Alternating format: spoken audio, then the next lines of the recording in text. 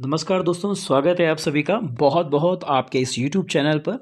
और दोस्तों, जैसा कि आप लोगों को मालूम ही है कि आज उत्तराखंड लोअर पीसीएस का एग्ज़ाम ईयर 2021 जिसका बहुत लंबे अरसे से बेसब्री से इंतज़ार किया जा रहा था।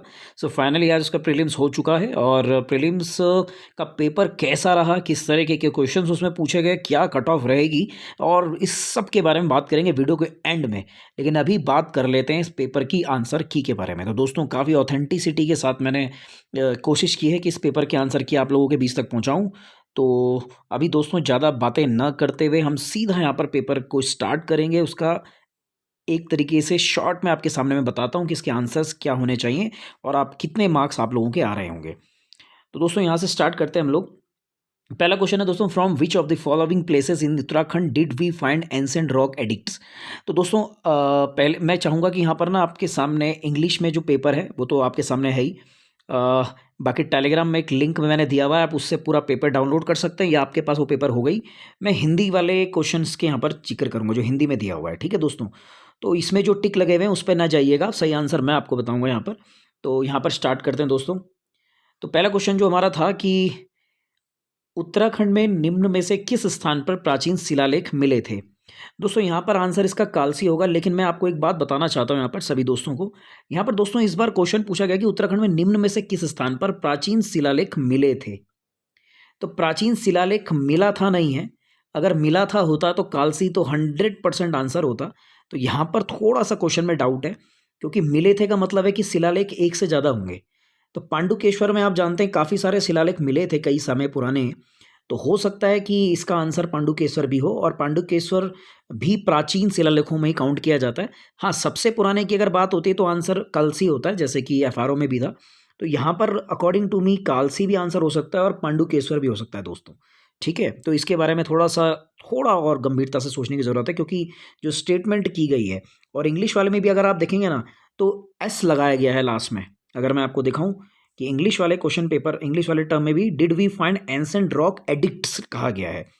तो एडिक्ट्स की जहाँ तक बात की गई है, सो दैट एडिक्ट्स हो सकता है एक से ज़्यादा जो प्राचीन शिलालेख मिले हैं, तो पांडुकेश्वर भी आंसर हो सकता है। बट ठीक है, अगले क्वेश्चन पे बढ़ते हैं दोस्तों। कुमाऊं राज्य के चंद वंश का अंतिम शासक कौन था। तो ये बिल्कुल सही आंसर है, महेंद्र चंद। गंड भूमि गूंठ भूमि का अर्थ है। तो गूंठ भूमि दोस्तों मंदिर को प्रदत्त भूमि को कहा जाता था। गूंठ भूमि मंदिर को प्रदत्त भूमि। हिमालयन डिस्ट्रिक्ट्स के लेखक कौन है दोस्तों। तो एटकिंसन जो है इसके लेखक है, बिल्कुल सही उत्तर दिया है जिनका भी पेपर है। और उत्तराखंड शासन की वीर चंद्र सिंह गढ़वाली योजना बिल्कुल पर्यटन उद्योग से रिलेटेड है। कई बार ये भी कहा जाता है कि जो पुनर्वास योजना है, या जिसे कह सकते हैं आप घर वापस लौटो योजना है ना, उसके संबंध में भी कही जाती है, जैसे होम स्टे वगैरह है स्वरोजगार के संबंध में। लेकिन ये मेन पर्यटन इसका आंसर होगा इन दिए हुए ऑप्शंस में से। अगला है दोस्तों यहाँ पर कि उत्तराखंड आर्थिक सर्वेक्षण के अनुसार उत्तराखंड के निम्न में से किस जनपद की प्रति व्यक्ति आय 2016-17 में सर्वाधिक रही। तो दोस्तों 16-17 में जो सर्वाधिक रही, इसका आंसर जो है थोड़ा कन्फर्मेशन करना पड़ेगा, लेकिन आंसर इसका हरिद्वार दिया गया है। तो हरिद्वार इसका आंसर होना चाहिए कि सबसे अधिक प्रति व्यक्ति आय हरिद्वार में रही है। अगला क्वेश्चन है दोस्तों कि सही सुमेलित नहीं है। तो कौसानी आप जानते हैं ये बागेश्वर जनपद में पड़ता है, जो मिनी स्विट्जरलैंड है। तो ये कौसानी जो है यहाँ पर पिथौरागढ़ गलत दिया गया है। बाकी उत्तराखंड राज्य भारतीय राज्यों में क्षेत्रफल की दृष्टि से 19वें स्थान पर है। वैसे अब जो है ये 18वें स्थान पर आता है, ठीक है। तो ये लेकिन अभी इस ऑप्शंस के अकॉर्डिंग अगर हम कहें तो 19वें स्थान पर आएगा। उत्तराखंड राज्य का लिंगानुपात क्या है। तो लिंगानुपात बहुत आसान प्रश्न आ गया है, 963 लिंगानुपात है।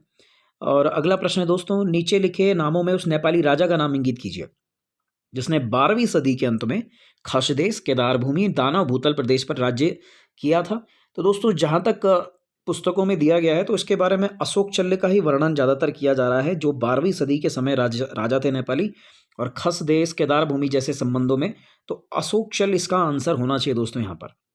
बाकी अल्मोड़ा आलम नगर का संस्थापक कौन था दोस्तों। तो बालो कल्याण चंद थे, बाल बहादुर चंद नहीं थे, बालो कल्याण चंद थे। तो ये इसका आंसर होना चाहिए डी। अगला है दोस्तों, 1658 में किस मुगल शहजादे ने श्रीनगर गढ़वाल में शरण ली। तो दोस्तों दारा सिको के पुत्र थे सुलेमान सिको, और इन्होंने जो है 1658 में श्रीनगर में गढ़वाल में शरण ली थी। नेक्स्ट क्वेश्चन की तरफ दोस्तों हम लोग बढ़ते हैं कि भारत के प्रथम कृषि विश्वविद्यालय की स्थापना पंतनगर में कब हुई थी। तो आप जानते हैं 17 नवंबर 1960 बिल्कुल सही जवाब है। उत्तराखंड राज्य के अस्तित्व में आने के बाद प्रथम बार राष्ट्रपति शासन कब लगाया गया था? जब आपको मालूम है हरीश रावत जी की सरकार थी, के पॉल उस समय उत्तराखंड के गवर्नर थे, तो उस समय जो है पहली बार 27 मार्च 2016 को राष्ट्रपति शासन उत्तराखंड में आर्टिकल 356 के अंतर्गत लगाया गया।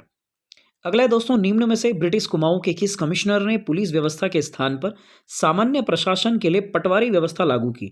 तो ये श्री ट्रेल है। आप जानते हैं कि हमारे उत्तराखंड में जो ग्रामीण पृष्ठभूमि को देखते हुए कई स्थानों में पुलिस के स्थान पर पटवारी सिस्टम है, तो वो स्थापित किया था श्री ट्रेल ने दोस्तों।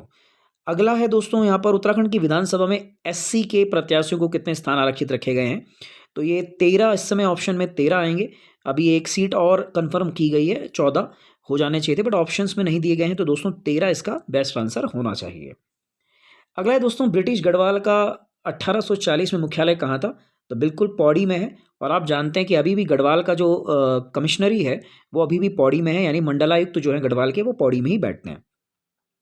दोस्तों अगला है, उत्तराखंड में पंचायतों की वित्तीय स्थिति का अवलोकन करने हेतु राज्य वित्त आयोग का गठन कौन करता है? तो आप जानते हैं जो पंचायती व्यवस्था है और 11वीं 12वीं अनुसूची का जो गठन हुआ था, तो उसमें एक राज्य वित्त आयोग का भी गठन की बात की गई थी।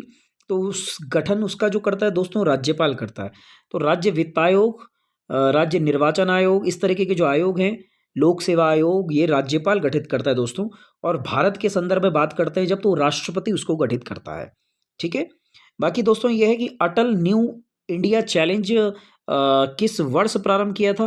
तो दोस्तों ये 2020-21 में इसका प्रारंभ किया गया था, अटल न्यू इंडिया चैलेंज। आप जानते हैं कि जो इनोवेशन के सेक्टर में अटल इनोवेशन स्कीम भी चल रही है, तो इस तरीके की बहुत सारी स्कीम्स चलाई जा रही हैं भारत सरकार द्वारा। तो यहाँ पर ये स्कीम्स को भी स्टार्ट किया गया था। 2020-21 इसका आंसर होना चाहिए दोस्तों। नेक्स्ट है कि ग्रामीण एवं कृषि विकास समिति की स्थापना कहाँ की गई थी? इस क्वेश्चन में थोड़ा डाउट है, लेकिन फिर भी मोस्ट प्रोबेबली इसका आंसर हल्द्वानी होना चाहिए। अभी इसको कमेंट बॉक्स में मैं 100% श्योरिटी के साथ बताऊंगा। फिलहाल अभी आप हल्द्वानी इसको कर सकते हैं दोस्तों। नेक्स्ट क्वेश्चन की बात करते हैं दोस्तों, नैनीताल में राजभवन की स्थापना किस वर्ष में की गई थी? तो 1897 में की गई थी नैनीताल में राजभवन की स्थापना। आप जानते हैं संयुक्त प्रांत का जो है ये ग्रीष्मकालीन, यहाँ पर अगर आप देखें नैनीताल का जो हाई कोर्ट है वो किसी दौर में संयुक्त प्रांत की ग्रीष्मकालीन विधानसभा होती थी, और इसलिए राजभवन भी यहीं पर हुआ करता था ग्रीष्मकालीन, माफ़ कीजिएगा, हाँ ग्रीष्मकालीन में होता था। ठीक है दोस्तों। नेक्स्ट क्वेश्चन यहाँ पर है, कुमाऊं मंडल विकास निगम गढ़वाल मंडल विकास निगम की स्थापना कब की गई थी? तो दोस्तों देखेंगे एक की स्थापना तो 30 मार्च 1971 को हुई और एक की इसमें हुई। तो ये प्रश्न गलत दे दिया गया है आई थिंक, एंड मुझे लगता है कि इसमें मार्क्स मिलने चाहिए। तो इस क्वेश्चन में हम लोग कहेंगे कि थोड़ा सा आयोग ने थोड़ा दिक्कत कर दी है, पेपर को थोड़ा सा रिव्यू नहीं किया है। अगला प्रश्न है दोस्तों कि उत्तराखंड 2011 की जनगणना के अनुसार उत्तराखंड राज्य की कुल जनसंख्या में एससी का परसेंटेज कितना है? तो 2011 की जनगणना के हिसाब से लगभग 19% था, तो यानी 18.76%। 20 का सही आंसर दोस्तों होगा। चिपको आंदोलन कहाँ से शुरू हुआ? दोस्तों बिल्कुल रैणी चमोली गांव से इसका शुरू हुआ था, गौरा देवी जी के द्वारा शुरू किया गया था। तो इसका भी आंसर बहुत इजीली आप लोगों को मालूम है। दोस्तों उत्तराखंड में सर्वाधिक एवं न्यूनतम जनसंख्या 2011 जनगणना वाला जनपद कौन सा है? तो बिल्कुल आप जानते हैं हरिद्वार की मैक्सिमम पॉपुलेशन है, और रुद्रप्रयाग सबसे न्यूनतम आबादी वाला जिला रहा है। तो ये प्रश्न भी आपको इजीली मेरे हिसाब से आपको आ गया होगा। नेक्स्ट दोस्तों आप देख सकते हैं कि जो झिरौली है बागेश्वर में और चांडक जो है पिथौरागढ़ में, इनमें कौन सा खनिज मुख्य रूप से पाया जाता है? तो बिल्कुल ईजी है, मैग्नेसाइट जो है ये बिल्कुल ये मैग्नेसाइट की ओर है यहाँ पर बागेश्वर में पिथौरागढ़ में बड़ी संख्या में, और ये मुख्य रूप से यही पाया जाता है। अगला है दोस्तों, सुगंधित पादप केंद्र जो है वो उत्तराखंड के किस स्थान पर है? दोस्तों सेलाकुई में है, विकास नगर भी कई जगह है, तो विकास नगर में सेलाकुई पड़ती है, वहाँ पर ये स्थित है। दोस्तों जनगणना 2011 के अनुसार उत्तराखंड के किस जनपद में महिला साक्षरता न्यूनतम थी? दोस्तों देखिए न्यूनतम साक्षरता अगर पूछी जाती तो आंसर उधम सिंह नगर होता, लेकिन ये पूछिए महिला साक्षरता न्यूनतम, तो इसका आंसर टिहरी गढ़वाल होना चाहिए। तो इसका सही आंसर है टिहरी गढ़वाल। तो टिहरी गढ़वाल में महिलाओं की साक्षरता सबसे न्यूनतम है। ओवरऑल न्यूनतम साक्षरता उधम सिंह नगर की है। ठीक है दोस्तों, अगले प्रश्न बढ़ते हैं। दोस्तों अगला प्रश्न है कि उत्तराखंड आजीविका सुधार प्रोजेक्ट, तो ये उत्तराखंड आजीविका सुधार प्रोजेक्ट स्पेशली ग्राम विकास विभाग के लिए चलाया गया था, तो इसके लिए एक समिति का गठन किया जाता है। तो ये उत्तराखंड ग्राम्य विकास समिति इसका आंसर होना चाहिए दोस्तों। Option A is the right answer. Next question की तरफ बढ़ते हैं दोस्तों। इसमें है कि मिलान करना है। आप देख सकते हैं अधिकतम क्षेत्रफल वाला जिला उत्तरकाशी, न्यूनतम क्षेत्रफल वाला जिला चंपावत, अधिकतम जनसंख्या वाला जिला हरिद्वार, अधिकतम साक्षरता वाला जिला देहरादून। एक बात इस पेपर में आप देखने को आपको मिली होगी दोस्तों कि इसमें 2 जगह ऐसी जगह पता चल रही हैं इस पेपर में, जहाँ पर आयोग ने अधिकतम क्षेत्रफल वाला जिला जो है वो उत्तरकाशी को माना है। लेकिन जबकि सच्चाई ये है कि सबसे बड़ा जो क्षेत्रफल वाला जिला है वो चमोली है। एफआरओ के पेपर में भी प्रश्न आया था और उसका उत्तर चमोली ही होना चाहिए, बट अपने इसी पेपर में 2 जगह पर उसने उत्तरकाशी को सबसे बड़ा जिला बनाया हुआ है। लेकिन हम अगर ऑप्शन के अकॉर्डिंग करें तो यहाँ पर इसका आंसर होगा सी। तो 3, 4, 2, 1 इसका सही सीक्वेंस है। नेक्स्ट क्वेश्चन की तरफ बढ़ते हैं दोस्तों। निम्नलिखित में से कौन सी मद उत्तराखंड राज्य घरेलू उत्पाद के आकलन में प्राथमिक क्षेत्र में सम्मिलित नहीं है? तो दोस्तों उसने उत्तराखंड का नाम लेकर थोड़ा सा आपको डगमगा दिया। अदरवाइज जो प्राइमरी सेक्टर है उसमें पशुपालन भी आता है, वानिकी और लॉगिंग भी आता है और खनन उत्खनन भी आता है। तो ये तीनों आते हैं। सवाल ही पैदा नहीं होता कि इनमें से किसी एक को आप प्राइमरी सेक्टर से हटा दो, तो क्योंकि इकोनॉमिक्स में ये इसी चीज़ को हिसाब को लगाया जाता है और उसी हिसाब से जीडीपी का मापन किया जाता है। तो इसका आंसर डी होना चाहिए, इनमें से कोई नहीं। तो ये इसका सही आंसर होगा दोस्तों। नेक्स्ट है दोस्तों, उत्तराखंड सरकार द्वारा किस तिथि से जो है किसान प्रोत्साहन पेंशन योजना शुरू की गई? तो ये 2014 में 15 अगस्त से शुरू की गई थी दोस्तों। तो ये 2 जो है एक प्रकार से समझ लीजिए कि उस वक्त विजय बहुगुणा जी की गवर्नमेंट थी, तो उस समय जो है इसको शुरू किया गया था। मैं 100% श्योर नहीं दोस्तों, उस समय शायद हरीश रावत जी ना आ गए हों, लेकिन उस समय कांग्रेस की गवर्नमेंट थी उत्तराखंड में और तब इस योजना को शुरू किया गया था। बाकी स्टॉकहोम में प्रथम बार पर्यावरण पर संगोष्ठी बिल्कुल 1972, और याद मैं आपको बता दूं ये हुई थी 5 जून 1972 को दोस्तों। और इसीलिए 5 जून 1972 को हम लोग विश्व पर्यावरण दिवस भी मनाते हैं इसी दिन के आधार पर। तो ये 5 जून 1972 को स्टॉकहोम में हुई थी, जो कि स्वीडन की कैपिटल है दोस्तों। नेक्स्ट क्वेश्चन यहाँ पर देखते हैं, उत्तराखंड में राज्य में वनों के अंतर्गत क्षेत्रफल है।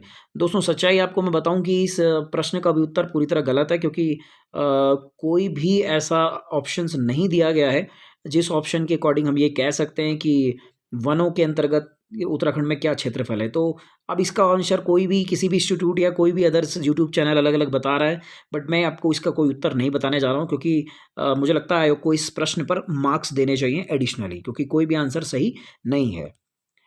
नेक्स्ट क्वेश्चन की तरफ बढ़ते हैं दोस्तों। यहाँ पर निम्नलिखित में से किस कारण आसमान नीला दिखाई देता है? बहुत ही आसान क्वेश्चन है। स्कैटरिंग यानी प्रकीर्णन के कारण दिखाई देता है। प्रथम ट्रांसजेनिक जंतु डॉली, ये भेड़ थी दोस्तों। तो डॉली भेड़ जो है इसको बनाया गया था, और उसके बाद गरिमा एक भैंस थी, उसको भी बनाया गया था, बट डॉली इसमें दिया गया है, तो Dolly is the right answer. निम्न में से कौन वाष्पशील कार्बनिक यौगिक नहीं है दोस्तों? तो एसिटाल्डिहाइड भी है, फॉर्मल्डिहाइड भी है, डाइक्लोरोमीथेन भी है। इस आंसर इज HCl यानी हाइड्रोक्लोरिक एसिड। निम्नलिखित में से कौन एक ऑपरेटिंग सिस्टम नहीं है? दोस्तों जो सिस्टम को ऑपरेट करता है आपके कंप्यूटर को, आपके मोबाइल को, तो यूनिक्स ऑपरेटिंग सिस्टम है, लाइनक्स है, विंडोज 11 तो है ही, तो जावा इज द लैंग्वेज, तो Java is the software, so this is not a operating system. दोस्तों नेक्स्ट है डायोड का उपयोग किया जाता है। डायोड का उपयोग दोस्तों किया इसलिए जाता है कि जो एसी को डीसी में कन्वर्ट कर दे, यानी कि जैसे कहते हैं alternative current to direct current, तो इसीलिए डायोड्स लगाए जाते हैं। तो इसका आंसर इज बी। नेक्स्ट है दोस्तों कि कौन सा जो है SO2 सल्फर डाइऑक्साइड प्रदूषण का सर्वोच्च सूचक है? तो वो दोस्तों लाइकेंस है, क्योंकि लाइकेंस जो है ना, SO2 का प्रदूषण जब बढ़ता है तो लाइकेंस पीले पड़ने लगते हैं, लाल होने पड़ते हैं। और लाइकेंस जनरली आप लोगों को तो जो है पहाड़ियों में दिखाई देंगे। और लाइकेन एक प्रकार का सहजीवी संबंध होता है फंगस में और एल्गी में, तो ये भी बहुत इंपॉर्टेंट है लाइकेंस। सो ये इसको याद रखेंगे आप। इसका आंसर है बी। नेक्स्ट है दोस्तों, यूरिक एसिड नामक नेत्रजनीय अपशिष्ट उत्सर्जित किया जाता है। दोस्तों ये देखिए इंसेक्ट से भी किया जाता है, बर्ड से भी किया जाता है, रेप्टाइल से भी किया जाता है। याद रखेंगे क्या क्या बोला मैंने, इंसेक्ट, बर्ड्स और रेप्टाइल। तो आप देखेंगे बर्ड्स तो हैं ही और छिपकली रेप्टाइल है, तो इसीलिए इसका आंसर होगा D. D is the right answer. पक्षी और छिपकली दोनों के द्वारा यूरिक एसिड नामक ये अपशिष्ट उत्सर्जित किया जाता है। कभी कभी किसी मात्रा में मानव द्वारा भी किया जाता है, but this is not a right answer. Naturally जो है वो डी, रेप्टाइल्स, इंसेक्ट्स और बर्ड्स के द्वारा होता है दोस्तों। तो डी इसका सही जवाब होगा। प्रसिद्ध समाचार पत्र इंडियन ओपिनियन किसके द्वारा किया गया था? तो दोस्तों बिल्कुल मोहनदास करमचंद गांधी, यानी महात्मा गांधी जी का पत्र था। और बाकी अगला देखते हैं दोस्तों, शिक्षा की वर्धा योजना। तो ये तो बहुत आसान है, महात्मा गांधी जी की योजना थी। आई थिंक जाकिर हुसैन जी इसके जो भारत के राष्ट्रपति भी बने बाद में, वो इसके साथ भी थे। तो महात्मा गांधी की योजना थी, उनके द्वारा प्रस्तावित की गई थी। अब इसमें क्या था आप जरूर इसे पढ़िएगा, किसी वीडियो में इसको डिस्कस भी करेंगे। नेक्स्ट है दोस्तों, किसी जिम्नोस्पर्म यानी अनावृत बीजी की पत्ती में 16 गुणसूत्र हैं, तो भ्रूणपोष में कितने होंगे? तो दोस्तों भ्रूणपोष में जो है ना इसके आधे हो जाएंगे, तो इसका आंसर होगा 8। ठीक है दोस्तों, 8 यानी उसके आधे उसमें क्रोमोसोम्स होंगे। फिरोमोन्स किसका उदाहरण है दोस्तों? फ्री जो है बाह्य हार्मोन्स का उदाहरण है। इसको कह सकते हैं हम एक्टो हार्मोन्स जो हैं उसका उदाहरण है। दोस्तों नेक्स्ट है आइसोटोनिक घोलों में समान होते हैं। तो जो आइसोटोनिक घोल होते हैं दोस्तों, उनमें सबसे इंपॉर्टेंट चीज़ होती है कि उनका जो ऑस्मोसिक प्रेशर है, यानी ऑस्मोटिक प्रेशर का मतलब होता है परासरण दाब। एक एक झिल्ली से मेम्ब्रेन से दूसरी तरफ जो प्रेशर देते हैं वो उनका इक्वल होता है। सो इसका आंसर ऑस्मोसिस प्रेशर है। वाष्प दाब नहीं है। विस्कोसिटी बिल्कुल डिफरेंट हो सकती है और सरफेस टेंशन का सवाल ही पैदा नहीं है। सो दोस्तों इसका answer D is the most appropriate answer. Next हम करते हैं दोस्तों यहाँ पर नेक्स्ट 46-7 करंट अफेयर का क्वेश्चन है। बहुत आसान करंट अफेयर भी थी। तो ये है 16वें प्रवासी भारतीय थीम। इस साल भारत ने जो बनाई वो है आत्मनिर्भर भारत में योगदान। आप जानते हैं अमृत महोत्सव चल रहा है और आत्मनिर्भरता की बात कर रही है की जा रही है हर जगह। सो ये दोस्तों 48 क्वेश्चन थोड़ा सा ये है दोस्तों कि देखो 2020 का पूछा गया है। हम सोच रहे थे 21 का आएगा करंट अफेयर। कुछ क्वेश्चंस 2020 के भी इसमें पूछे गए हैं, इसलिए डाउट क्रिएट कर रहे हैं। लाइक जैसे ये 2020 में साहित्य अकादमी पुरस्कार की बात की तो ये अनामिका जो है एक साहित्यकार, हिंदी कविता के लिए इनको साहित्य अकादमी पुरस्कार मिला। वर्तमान में दिल्ली का उपराज्यपाल कौन है दोस्तों? अनिल बैजल साहब हैं। नजीब जंग पुराने थे, उनके बाद अनिल बैजल जी को बनाया गया है। दोस्तों फिक्की का नया अध्यक्ष किसे नियुक्त किया गया है? तो दोस्तों 2020-21 के लिए उदय शंकर जो थे फिक्की के नए अध्यक्ष नियुक्त किए गए थे, उदय शंकर जी। बाकी टोक्यो पैरालंपिक्स में सुमित अंतिल जी, इन्होंने जो है आपका एथलेटिक्स में स्वर्ण पदक जीता। अब आप कमेंट बॉक्स में बताइए कि किस स्पर्धा में, एथलेटिक्स की किस स्पर्धा में सुमित अंतिल ने स्वर्ण पदक जीता? दोस्तों 108 में भारतीय विज्ञान कांग्रेस का आयोजन होगा पुणे में। तो इसका आंसर है पुणे यानी सी। नेक्स्ट दोस्तों नोबेल शांति पुरस्कार विजेता किस देश संबंधित है? तो दो लोगों को इस बार मिल रहा है, एक फिलीपींस के हैं दोस्तों और एक रूस के हैं। तो फिलीपींस एंड रशिया। देखिए दोस्तों इसमें क्या है ना, मैं नाम भूल रहा हूँ उनका एग्जैक्ट, कातितोवा करके ऐसे नाम था जो रशियन नेम था। तो नाम से अगर रूस अगर आपको मालूम है तो रूस और जगह कहीं है नहीं, तो ऑप्शन अपने आप में फिलीपींस और रूस आ जाएगा। बट उसके लिए एक बार आपका रीड करना ज़रूरी था नोबेल प्राइजेस को।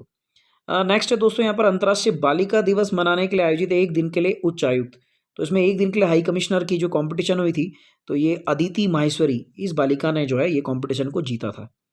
बाकी विद्युत तार का जनक, रेलवे का जनक, पोस्ट ऑफिस का जनक, डाक का जनक, ये सब लॉर्ड डलहौजी को माना जाता है। ये डलहौजी जो थे भारत में ये आपको मैं बताऊं 1848 से लेकर 1856 तक जो है ये भारत के गवर्नर जनरल भी रहे हैं। तो भारत के गवर्नर 1848 टू 1856, उसके बाद कैनिंग आ गए थे और उन्हीं के टाइम पे फ्रीडम जो है फर्स्ट फ्रीडम वॉर हुई थी, प्रथम स्वाधीनता संग्राम। नेक्स्ट है दोस्तों ए और ह्यूम का जीवनी लेखक कौन था जो बाद में इंडियन नेशनल कांग्रेस का अध्यक्ष बना? थोड़ा सा भी अगर आप लोग को याद होगा दोस्तों तो सुब्रमण्यम अय्यर आई थिंक नहीं बने कभी कांग्रेस के अध्यक्ष। S C called Colonel Olcott भी नहीं बने और एस ए सी बनर्जी तो कोई है ही नहीं। तो विलियम वेडरबर्न जो है अध्यक्ष थे। तो इसका आंसर निकाला जा सकता था, विलियम वेडरबर्न जो है इंडियन नेशनल कांग्रेस के अध्यक्ष थे, तो उन्होंने ही जरूरी जीवनी लिखी होगी और आंसर भी इसका विलियम वेडरबर्न है। दोस्तों 3 कठिया अनुबंध जो है नील की खेती संबंधी था, है ना, किसानों पर। तो ये गांधी जी का पहला सत्याग्रह आंदोलन था चंपारण। तो ये इसका आंसर होना चाहिए ए। बढ़ते हैं नेक्स्ट क्वेश्चन की तरफ दोस्तों। न्यायालय किस रिट के द्वारा किसी व्यक्ति को पद धारण करने से रोक सकता है? तो बिल्कुल है अधिकार परीक्षा यानी को वारंटो रिट के द्वारा, जिसमें आपके किसी पद के वैधता के दावे की जांच की जाती है और अगर आप उस पद के योग्य नहीं थे और आपने फिर भी पद लिया है तो न्यायालय आपको उस रिट के माध्यम से, को वारंटो रिट के माध्यम से पद से हटा सकता है, बर्खास्त कर सकता है। दोस्तों अगला है नियामक संस्था कौन सी है, रेगुलेट कौन सी संस्था है? तो बहुत ईजी है, सेबी है। सेबी आप जानते हैं भारत में जो है जो हमारा सेकेंडरी मार्केट जिसको हम कह सकते हैं कैपिटल मार्केट, उस मार्केट को रेगुलेट करता है और इसी कैपिटल मार्केट में प्राइमरी एंड सेकेंडरी मार्केट आता है। प्राइमरी मार्केट में आपका वो आईपीओ वगैरह कॉन्सेप्ट होते हैं और सेकेंडरी मार्केट में होता है आपका स्टॉक एक्सचेंज जिसको हम शेयर बाजार कहते हैं, तो उसको रेगुलेट करता है सेबी। नेक्स्ट है दोस्तों भारत के संविधान का कौन सा अनुच्छेद जिला नियोजन समिति का प्रावधान करता है? तो दोस्तों इसका आंसर है आर्टिकल 243 जेड डी यानी ए। बिल्कुल ईजी है, बाकी आंसर ऑप्शन बिल्कुल गलत है, तो बहुत आसानी से इसका उत्तर दिया जा सकता है। दोस्तों अगला है 124वां संवैधानिक संशोधन अधिनियम किससे संबंधित है? दोस्तों मैं अगर आपको बताऊं तो ये प्रश्न एक्चुअली में ना थोड़ा गलत है। गलत इस सेंस में है क्योंकि इसने कहा कि 124वां संवैधानिक संशोधन अधिनियम, दोस्तों एक्चुअली में क्या है, संवैधानिक संशोधन विधेयक था। अधिनियम ना ये 104 है।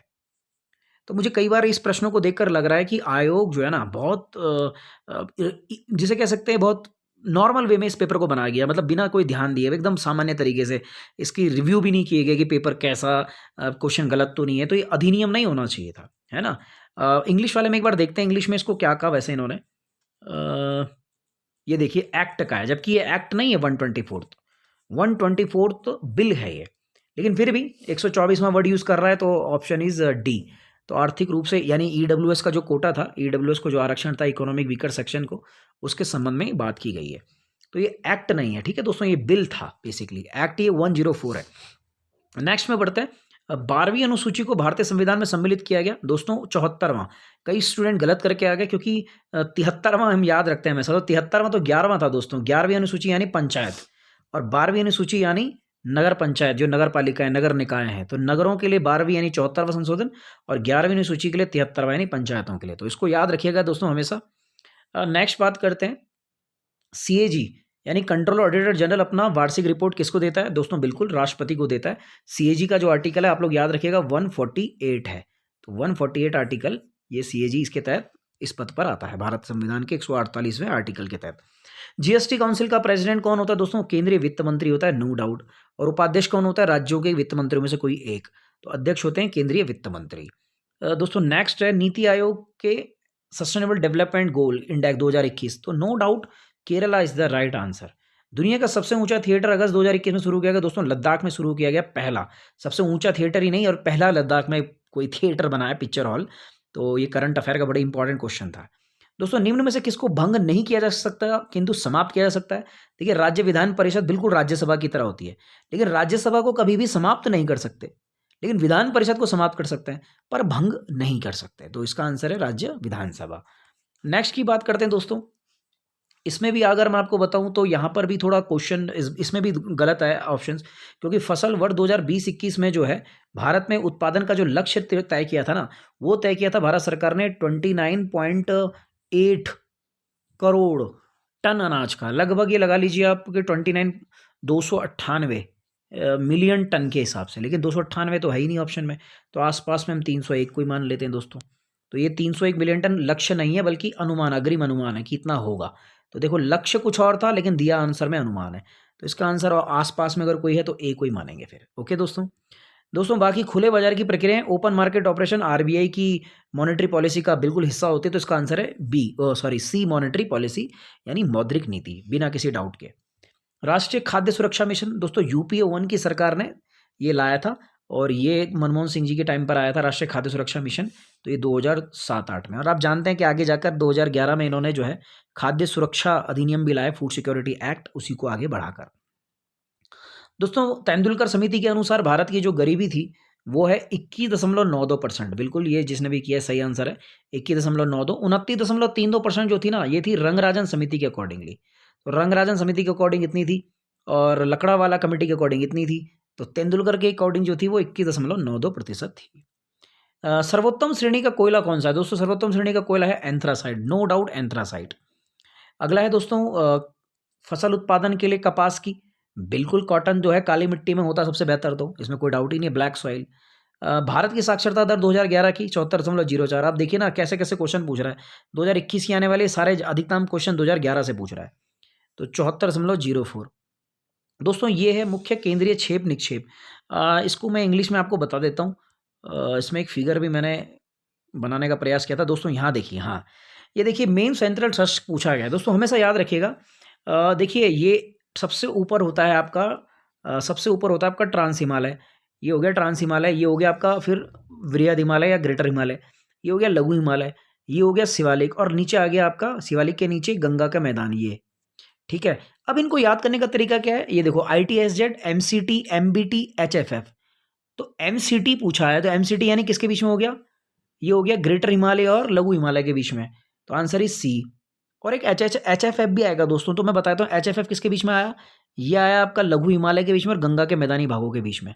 इसको ढंग से देख लीजिए, तो इस तरह से बनाया कीजिए आप फिगर को, और तब इसका आंसर निकाले कीजिए। तो फिलहाल 75 का तो सी है यहाँ पर, बाकी एक HFF वाला भी मैं देख रहा था क्वेश्चन, वो भी पूछा गया है, तो सी इज द राइट आंसर यहाँ पे दोस्तों। ये नेक्स्ट है, निम्न में से कौन सी संवैधानिक संस्था है? तो संवैधानिक संस्था भारत का निर्वाचन आयोग दोस्तों, बिल्कुल इजी है।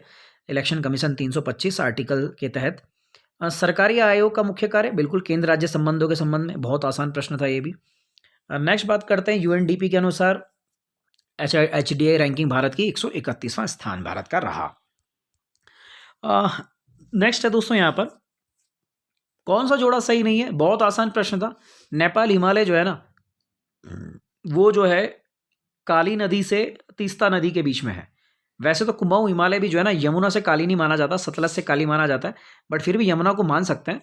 तो इसलिए जो है नेपाल हिमालय बिल्कुल गलत दिया है। रावी तो हो ही नहीं सकता, कहाँ रावी हो गई, और रावी के बीच में जो काली है वो उनको कहाँ जोड़ोगे फिर तुम, कुमाऊं हिमालय खा गया है तो। So Nepal Himalaya is the right answer, क्योंकि ये गलत है।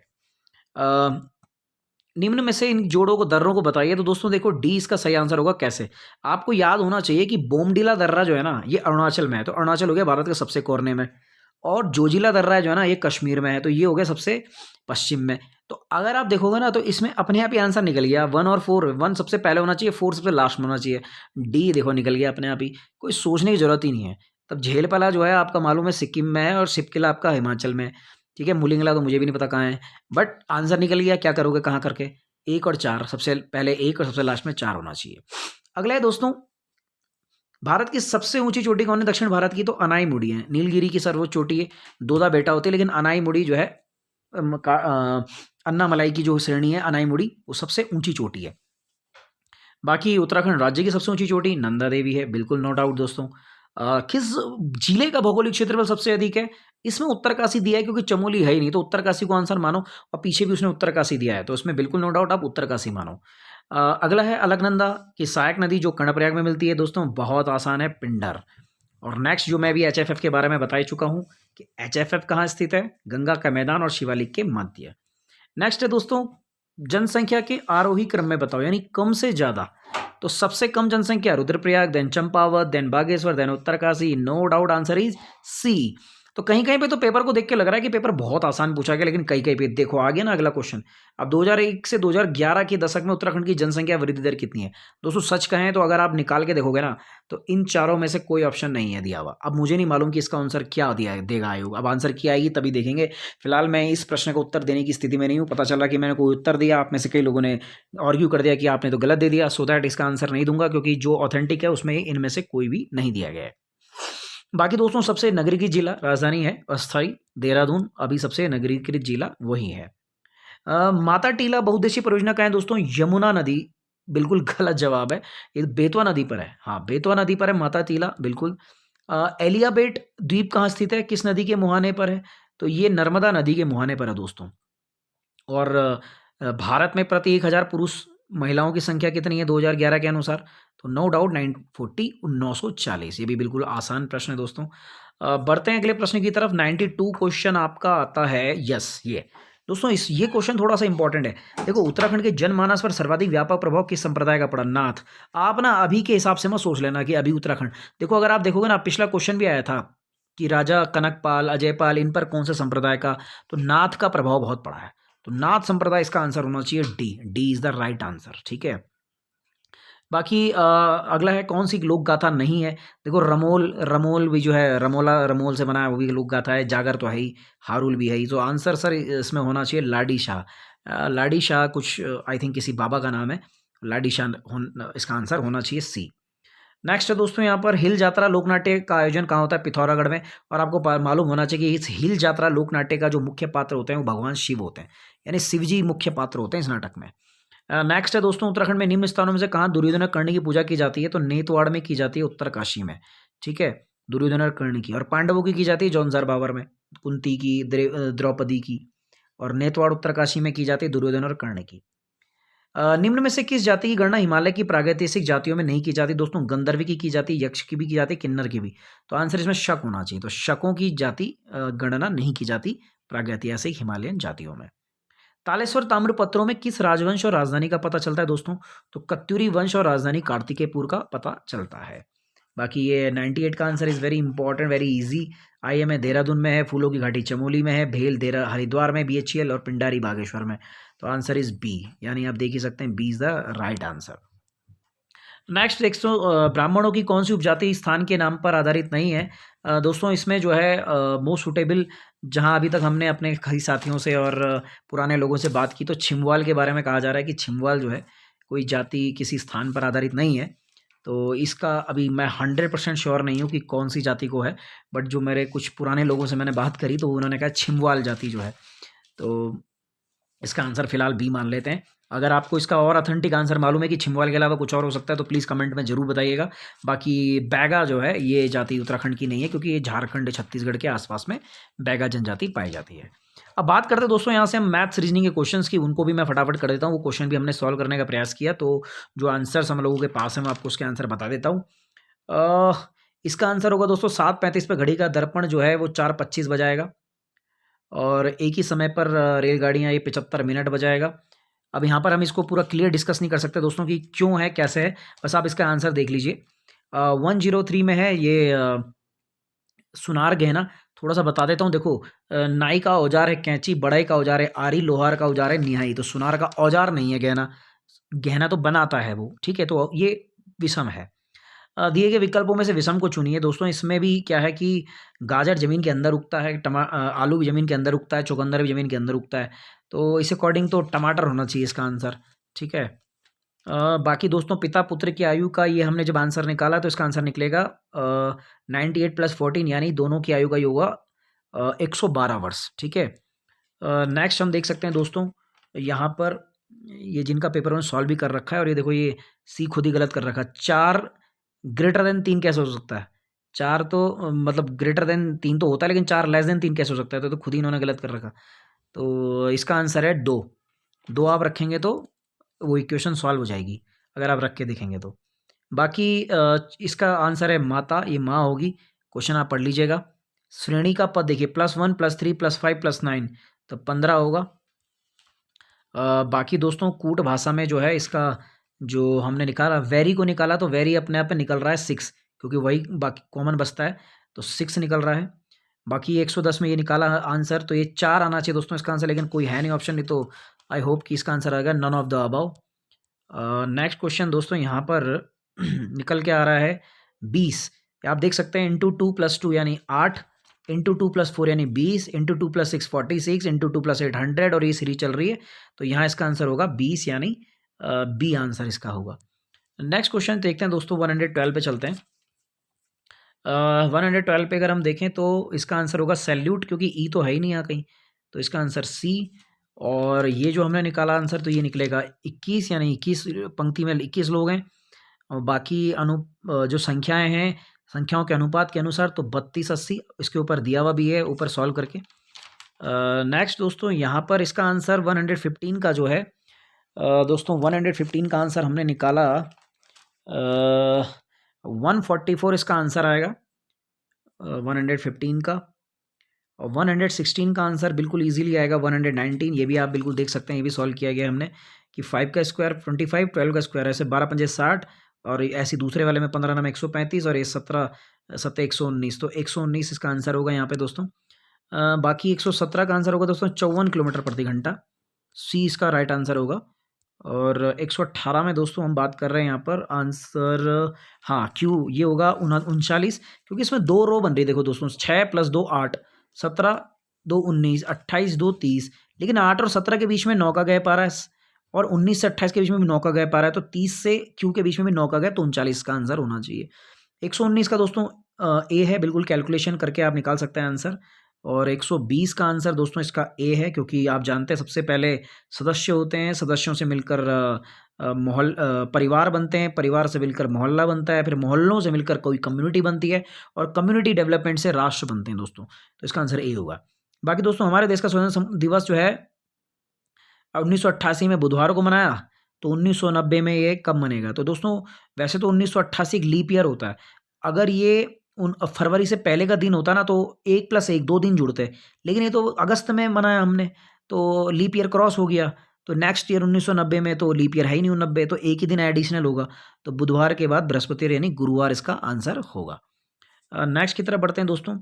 यहाँ पर आप इसको भी हमने सॉल्व करके निकाला है, तो इसका आंसर आएगा, आप जानते हैं कि इसका आंसर √50 था, तो √50 यानी 25 × 2, तो √25 से बन गया 5, और ये √2, तो इसका आंसर हो गया आपका 5 √2। ठीक है। नेक्स्ट है दोस्तों, यहाँ पर आप देख सकते हैं जो सीरीज बन रही है +5 +7 +9 +11 +13, तो ये बहुत आसान क्वेश्चन था, तो ये 53 इसका आंसर होना चाहिए। बाकी 124 में दोस्तों हम देख सकते हैं कि इसमें जो थोड़ा एग्जैक्ट हम नहीं कह सकते, लेकिन अकॉर्डिंग टू अस इसका आंसर 4 होना चाहिए ये वाला, क्योंकि इसमें आप देख सकते हैं कि बाहर से सर्कल बना रखा है, बाकी सब में कोई ना कोई लाइंस दी गई हैं, तो इसीलिए इसमें डाउट है।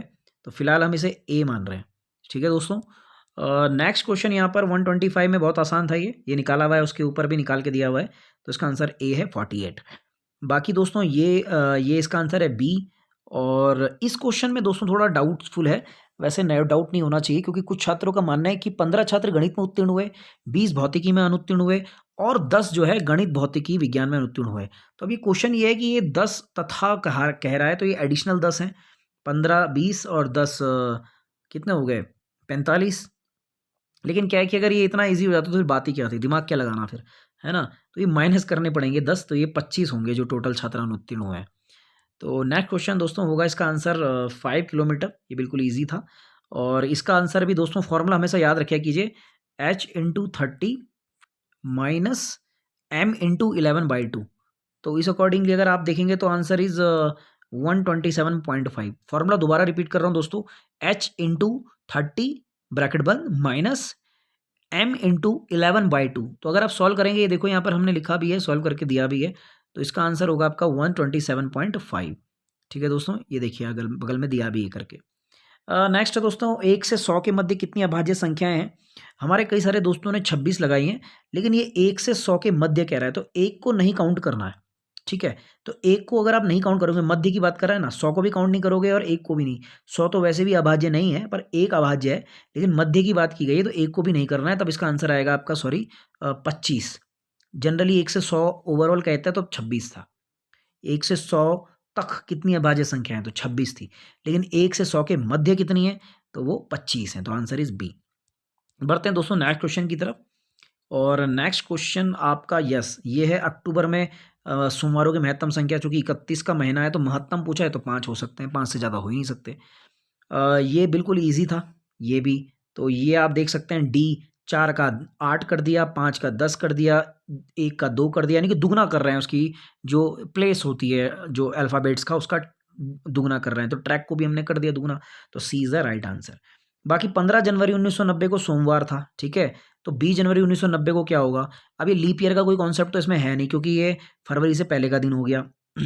तो दोस्तों ये क्या है, 15 जनवरी 1990 को सोमवार है ना, तो 15 जनवरी 1990 को जो है मंगलवार हो गया, और उसके बाद 5 दिन और जोड़ दो, 1 2 3 4 5, तो बुध, ये बुध बृहस्पति शुक्र शनि रवि, तो आप देख सकते हैं इसका आंसर रविवार आएगा, ए।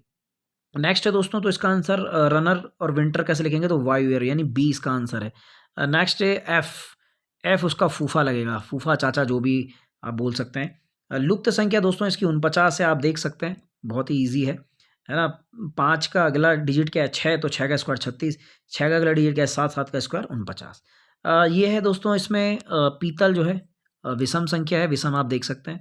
और ये जो दोस्तों 138वां प्रश्न है, इसका आंसर जो हम लोगों ने निकाला था, यहाँ पर अगर मैं आपको बताऊँ तो 138 का आंसर बनेगा आपका, बिल्कुल आप देख सकते हैं 2 का, या देखिए 2 का पावर 4 अगर आप करेंगे 16 आता है, 3 का पावर अगर आप 5 करेंगे 243 आता है, 1 का पावर 6 करेंगे तो 1 आता है, 5 का पावर 4 करना पड़ेगा।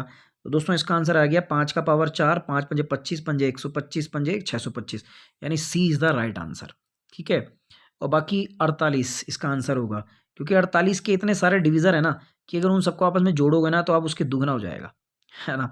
तो ये क्वेश्चन थोड़ा सा टिपिकल था, लेकिन आप इसमें ये कर सकते थे कि 48 सबसे बड़ा डिजिट है, तो उसको माना जा सकता है। इसमें विकल्प को विषम चुनिए, तो इसमें क्या है दोस्तों, इसमें हम ये कर सकते हैं कि देखो 2 तरीके से कर सकते हैं। एक तो 196 जो है ना, एकमात्र ऐसी संख्या है जिसका जो एक तरीके से आप कह लीजिए 14 का स्क्वायर है, बाकी कोई वर्ग नहीं है। और दूसरा आप कर सकते हैं कि इनको अगर आप आपस में प्लस करोगे ना, तो ये सब ऑड नंबर में आएंगी, केवल ये इवन नंबर में आएगा, तो ये भी एक हो सकता है। ठीक है, अगला है दोस्तों, यहाँ पर नेक्स्ट हम बात करते हैं, बस लास्ट रह गया ये, 3 प्राकृतिक संख्याओं का योग वर्गों के योग का 138 है, दो संख्याओं का गुणनफल 131 है। तो इसका आंसर जो हमने निकाला दोस्तों, तो वो निकला हमारा 20, यानी 20 का राइट आंसर है। और इसका योग जो है वो 20 आएगा संख्याओं का। बाकी इसमें कुल कितने आयत हैं, इसमें 9 हैं। कुछ छात्रों का कहना था कि इसमें जो है ना, ये वाला जो आयत है इसको हम आयत क्यों ले रहे हैं, बल्कि ये तो वर्ग है। लेकिन दोस्तों इसमें ये होता है कि आपको कैसे पता कि ये वर्ग है, एग्जैक्ट नहीं माना जाता कई बार, तो इसके लिए मोस्ट प्रोबेबली तो ये 9 होने चाहिए। अगर ये आप कह रहे हैं कि ये वर्ग है तो उस हिसाब से तो फिर 7 होना चाहिए। लेकिन जहाँ तक हमारा मानना है और एक्सपीरियंस है, सो दैट उसके हिसाब से 9 इसका आंसर होना चाहिए। ठीक है। बाकी दोस्तों नेक्स्ट है, उस विकल्प को चुनिए जो 2 अन्य विकल्पों में से भिन्न है। तो आप देख सकते हैं इसमें अन्य विकल्पों से भिन्न कैसे, गिरगिट है, मगरमच्छ है, घड़ियाल, they all are reptiles. And टिड्डी जो है ये रेप्टाइल की श्रेणी में नहीं आता है। ठीक है, इंसेक्ट है टिड्डी एक प्रकार की। जैसे दृश्य रोशनी संबंधित है, उसी प्रकार श्रव्य तो ध्वनि तरंगों से रिलेटेड है। तो ध्वनि तरंगें होती हैं श्रव्य तरंगें, तो ये आप इसको साउंड करिएगा, वॉइस नहीं करिएगा, तो साउंड करिएगा। बाकी हैं तो शोर भी हो सकता है, आवाज भी, लेकिन इसका बेस्ट आंसर होगा ध्वनि। ठीक है दोस्तों, बढ़ते हैं नेक्स्ट क्वेश्चन की तरफ। तो इसका आंसर होगा दोस्तों 3, बहुत आसान था। आप देख सकते हैं ये बहुत इजी क्वेश्चन पूछ लिया इन्होंने टाइम एंड वर्क का। तीनों को आप जोड़ देंगे तो देखिए आंसर निकालेंगे ना, तो आपका आंसर निकल जाएगा ऑटोमेटिकली। 3 दिन में पूरा कर लेंगे। बाकी दोस्तों ये क्वेश्चन थोड़ा सा अभी मेरे को समझ में नहीं आया कि 2 डिग्री, 3 डिग्री, 4 डिग्री का योग क्या है। तो ये थोड़ा सा इसके बारे में I am really extremely sorry कि क्या उत्तर होगा चाहिए कुछ समय के बाद। और अगर आप में से किसी को पता है तो कमेंट बॉक्स में जरूर बताइएगा। बाकी 148 का आंसर दोस्तों इसका 14 वर्ष आएगा। ठीक है, आप निकाल के देख लीजिएगा, 14 वर्ष इसका उत्तर आ रहा है। और बाकी आप ये देख सकते हैं 4 एकम, फिर 4, 4 दूनी 8। ठीक है, और फिर 8 तियाँ 24, फिर 24 चक्को 96, 96 पंजे 480, 480 छिके, तो 2880 इसका आंसर आएगा दोस्तों। ठीक है, और बाकी ये तो आंसर है कि पंक्ति में कितने लड़के हैं, तो बहुत इजीली निकल गया था। तो 23 इसका आंसर है दोस्तों। तो ये कुल मिलाकर दोस्तों आपके सारे प्रश्नों के उत्तर मैंने आपको दे दिए हैं। आपको कैसी लगी ये वीडियो ज़रूर बताइएगा कमेंट बॉक्स में एक बार, और बताइएगा आपके कितने मार्क्स आ रहे हैं। जितना मैंने इस पेपर को देखा है तो पेपर देखने में बहुत आसान लग रहा है, लेकिन इतना आसान नहीं है। हाँ, इतना ज़रूर कह सकते हैं कि जो लास्ट की एफआरओ की कट ऑफ गई थी उसमें थोड़ा सा इसमें बढ़ोतरी दिखेगी, क्योंकि एफआरओ का पेपर एज कंपेयर थोड़ा सा टफर साइड में था, ये थोड़ा ईजियर वे में है। लेकिन कई सारे क्वेश्चन इसमें डाउटफुल हैं, यानी कि मैं आपको अगर कहूँ तो 4 कम से कम ऐसे प्रश्न हैं जिनको आयोग को प्लस मार्क्स देने चाहिए। तो अगर उन्हें भी अगर आप छोड़ देते हैं तो भी मैं आपको कहूँ कि आप अगर आप 95-96 नंबर ला रहे हैं, 94, 95, 96 की रेंज में आ रहे हैं, 93 to 96 मेरे अकॉर्डिंग ऐसा है कि जनरल की कट ऑफ इससे ऊपर नहीं जानी चाहिए। और 93 to 96 के बीच में अगर आपके मार्क्स आ रहे हैं तो 100% श्योर रखिए। एंड 100 प्लस अगर किसी का हो रहा है तो वो बिल्कुल तैयारी शुरू कर सकते हैं। और अभी अपर का पीसेस भी आने वाला है, मैं उसके लिए भी वीडियो लेकर आने वाला हूँ कि उसके लिए तैयारी कैसे की जाएगी दोस्तों। तो कैसी लगी आपको ये वीडियो, चैनल को सब्सक्राइब करना मत भूलिएगा, और मिलते हैं अगली वीडियो में। तब तक के लिए जय हिंद, जय भारत।